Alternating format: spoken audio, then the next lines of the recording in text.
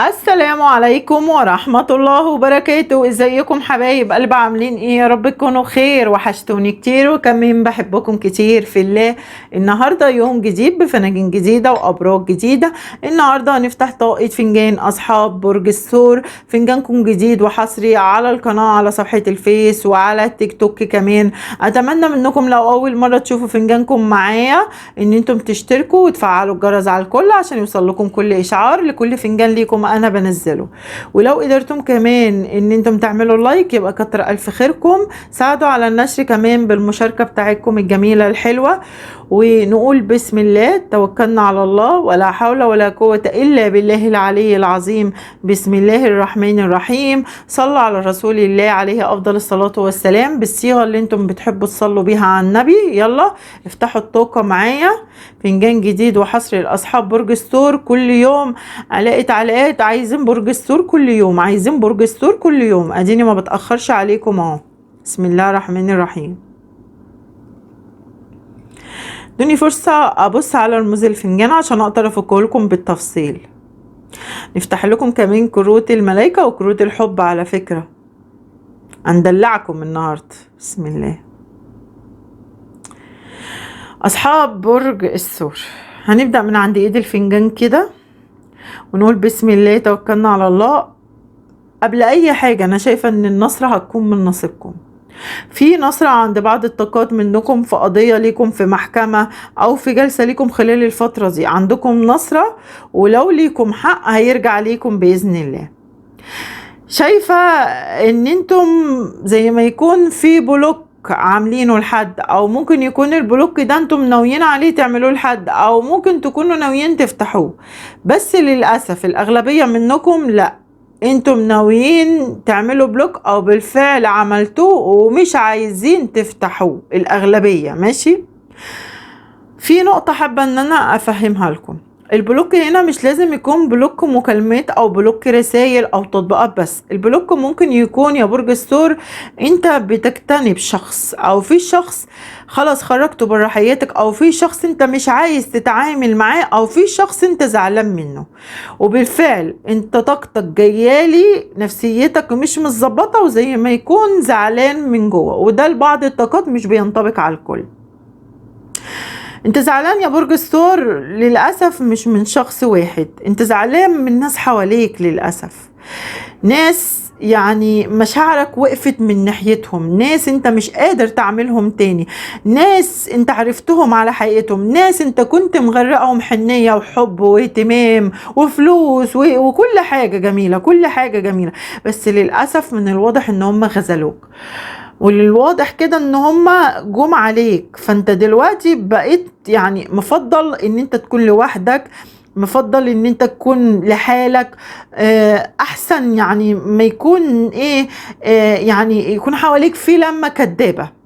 ماشي.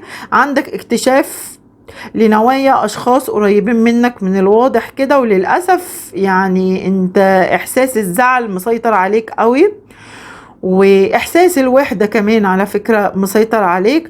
وده اساسا لان انت منغلق على نفسك وقافل على نفسك الفترة دي. شايفاك بتفكر كتير الفترة دي زيادة عن اللزوم. حاول ترحم نفسك من التفكير. انت عندك بشرة خير حلوة قوي قوي قوي. يعني في زي بص هقولك، في عندك زي ايه، زي فرحة حلوة هتحصل معاك، او في خبر حلو انت هتسمعه على فكرة يا برج الثور. بص يا برج الثور، الخبر الحلو اللي انت هتسمعه ده هيحسسك بالاستقرار نسبيا. نسبيا ليه؟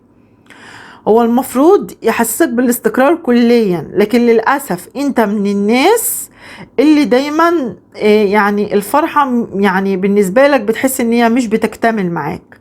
فعشان كده بدل ما هتفرح بالخبر خلاص ان الامر ده تم معاك، او الحاجة اللي انت مفتقدة بقالك فترة جاتلك وفرحتك ومسكتها بايدك، لا هتفرح ان انت سمعت خبر، بس مش هتفرح قوي زي ما الحاجة تكون مكتملة معاك. انت عايزها مكتملة معاك، بعد كده هتفرح وتهيص وتزقطط وتعمل اللي انت عايزه. عامة ارجع واقول بشرة الخير هتكون من نصيبك، ماشي. والتفكير اللي عمال على بطال ده بلاش منه، ماشي. انا شايفة ان التفكير عمال على بطال ده بيديك طاقة سلبية، وبيخليك ايه، بيخليك كمان مخنوق، بيخليك عندك اللي هو قلق، عندك اللي هو توتر. ليه توصل نفسك لطاقة زي كده؟ الطاقة دي يا جماعة كانت عندكم قبل كده، فخلاص. انا شايفة ان في ناس كتير منكم ما شاء الله الدنيا ابتدت ان هي توضح ليهم. الدنيا عندكم كانت عبارة عن ايه؟ كانت عبارة عن تشويش، ما كانتش الصورة واضحة ليكم. كنتم عايشين في وضع صعب قوي، وكان نفسك يا برج الثور ان الوضع ده يتغير. فالوضع ده فيه فرحة، هيتغير معاك، هيوضح ليك الامور، هتقدر تحط النقط على الحروف في كل امر انت زي ما قلت لك كنت مفتقد فيه الاستقرار عامه. يعني لو من ناحيه الماديات شايفه في رزق حلو جاي لك على فكره جدا، في رزق جاي لك من مكان انت في طاقه انتظار لفلوس تجي لك منه، وممكن تكون الفلوس دي جات لك. في زي ترقيه جايه لك برضو في مكان العمل، او زياده في المرتب لبعض الطاقات منكم. في بعض الطاقات منكم عندكم نقله من مكان لمكان. بصراحه فنجانك حلو جدا جدا جدا، البشرة فيه كتير، فالمفروض نفسيتك تتغير ويكون عندك تفاؤل، ماشي. هتحس بالاستقرار زي ما قلت لك. الثور بعض الطاقات منكم محتاجين ان انتم تحصنوا نفسكم كويس قوي قوي قوي قوي، لان العين برضو هي لها دور كبير في حياتكم، او هي العامل الاساسي في حتة ان الطاقة السلبية تكون متملكة منكم. حتى لو سمعتم خبر حلو، او حتى لو تم امر معاكم على خير، بتخليكم العين طول الوقت خايفين، او حاسين بعدم الامان، او حاسين ان الامر ده مش هيكتمل معاكم. بتخليكم كمان العين كسلانين وخملانين، ومالكمش نفس ان انتم تعملوا حاجة، واللي هو يعني بتعملوا الحاجة بس وبتتحركوا وبتروحوا وبتيجوا، بس في تقل في الحركة. فخلي بالك يا برج الثور، ناس كتير مدياك العين، والناس دي برضو من الواضح ان انت وهم مش على وفاق مع بعض، وممكن تكون الناس دي اللي انت مجتنبهم الفترة دي او واخد منهم جنب. بسم الله الرحمن الرحيم. والله في ناس عايزة تعرف اخبارك اول باول، في ناس مشغولة بيك اكتر ما هي مشغولة بنفسها اساسا. وعندك الناس اللي مشغولين بيك في كل حتة، يعني قريبين منك، قرايب ليك، اصدقاء، صحاب، ناس في قلب الشغل. في كمان ناس بتتكلم عليك كلام مش كويس، في ناس بتتكلم عليك كلام بالباطل. في كمان في قلب الشغل ناس يعني ايه، ممكن تكون انت بتشتغل وبتبذل مجهود جامد عشان خاطر توصل لهدفك، او عشان خاطر تثبت نفسك. لا، في ناس عايزة تضيع كل ده، ويمكن بتنسب شغلك او مجهودك ليهم، او يمكن يعني بتسرق مجهودك ليهم. ممكن تكون كمان بتتعرض لغش الفترة دي يا برج الثور، فخلي بالك يا برج الثور، خلي بالك يا برج الثور. بسم الله الرحمن الرحيم.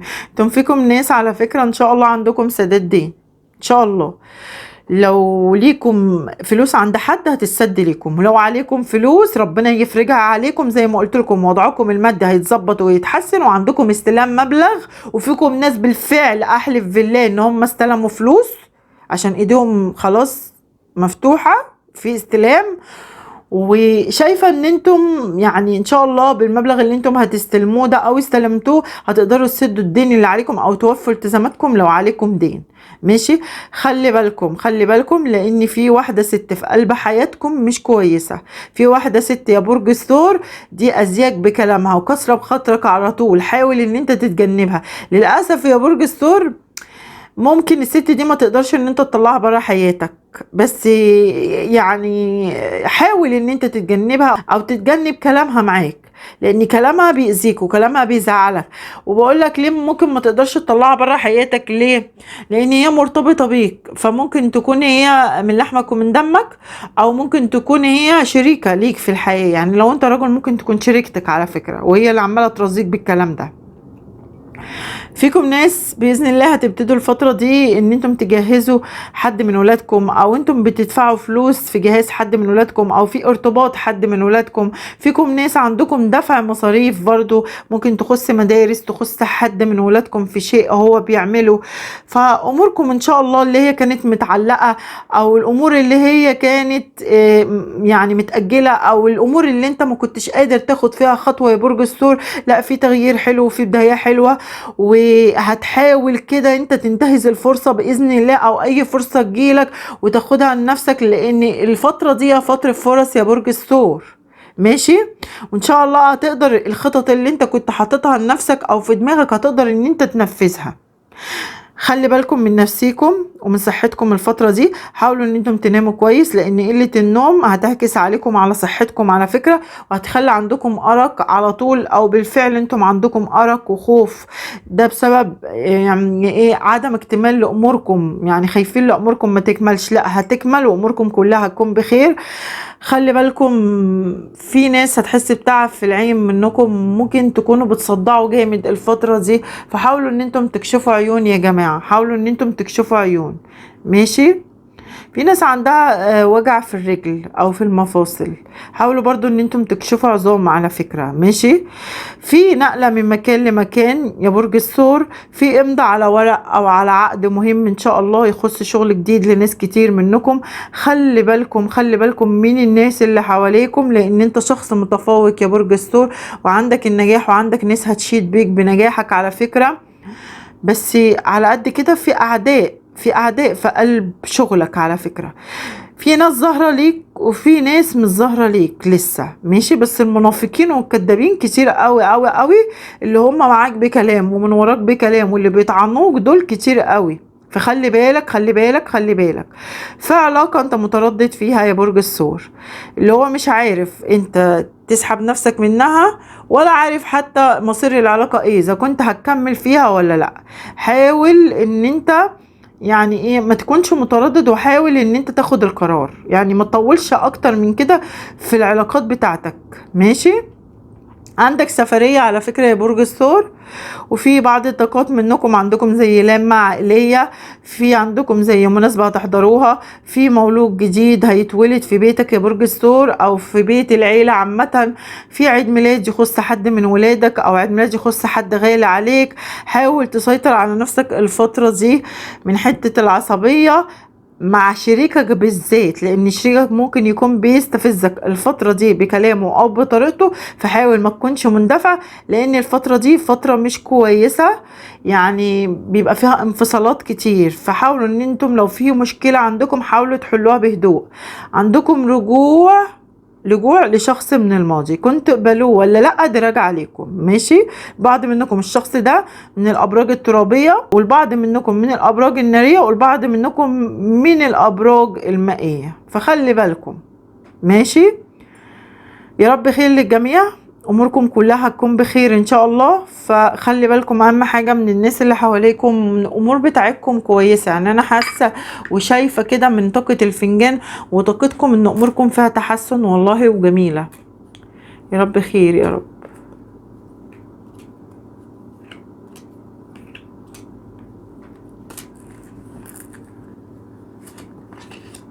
شهر عسل، كروت الحب، شهر عسل.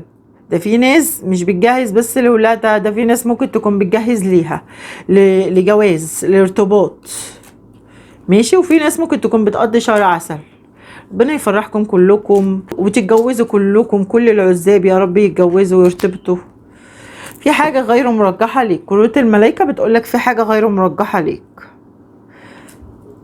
تقريبا كده رجوع الشخص اللي من الماضي. انا ما بحفزش خالص على الرجوع للناس اللي من الماضي لكل الابراج، فخلي بالك من نقطة زي كده يا برج الثور.